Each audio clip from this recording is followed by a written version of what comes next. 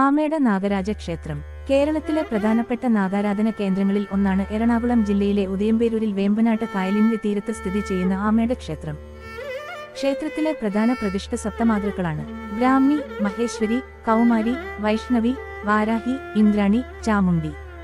സപ്തമാതൃക്കൾക്കൊപ്പം വീരഭദ്രൻ, ഗണപതി എന്നിവർക്കും ഇവിടെ പ്രതിഷ്ഠയുണ്ട്. ഈ ക്ഷേത്രം ഒരു നാഗരാജ ക്ഷേത്രമായി പ്രസിദ്ധമാണ്. ക്ഷേത്ര വളപ്പിൽ നാഗരാജാവിനും നാഗയക്ഷിക്കും പ്രത്യേക സ്ഥാനങ്ങളുണ്ട്. കേരളത്തിലെ പല കാവുകളിൽ നിന്നും ഉപേക്ഷിക്കപ്പെട്ട നിലയിലുള്ള ആയിരക്കണക്കിന് നാഗപ്രതിഷ്ഠകൾ ഇവിടെ കൊണ്ടുവന്ന് പ്രതിഷ്ഠിച്ചിട്ടുണ്ട്. അതുകൊണ്ട് തന്നെ നാഗദോഷ പരിഹാരത്തിനായി നിരവധി ഭക്തർ ഇവിടെ എത്താറുണ്ട്. സർപ്പബലി, അഷ്ടനാഗപൂജ എന്നിവ പ്രധാന വഴിപാടുകളാണ്. ക്ഷേത്രത്തിന്റെ ഉത്ഭവം പരശുരാമനുമായി ബന്ധപ്പെട്ടതാണ്.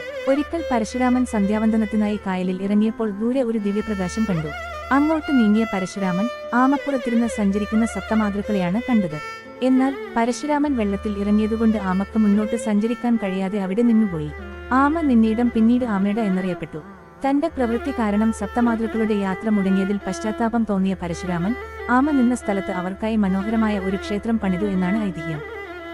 എല്ലാ ആയില്യം നാളുകളും പ്രധാനമാണെങ്കിലും കന്നി, തുലാം, വൃശ്ചികം, മീനം മാസങ്ങളിലെ ആയില്യം നക്ഷത്രത്തിൽ നാഗാരാധന നടത്തുന്നത് വളരെ പുണ്യകരമായി കണക്കാക്കുന്നു. ക്ഷേത്രത്തിൽ മഹാവിഷ്ണുവിനും ഉപപ്രതിഷ്ഠയുണ്ട്. ആമേട മംഗലം കുടുംബമാണ് ക്ഷേത്രകാര്യങ്ങൾ നിലവിൽ നോക്കി നടത്തുന്നത്.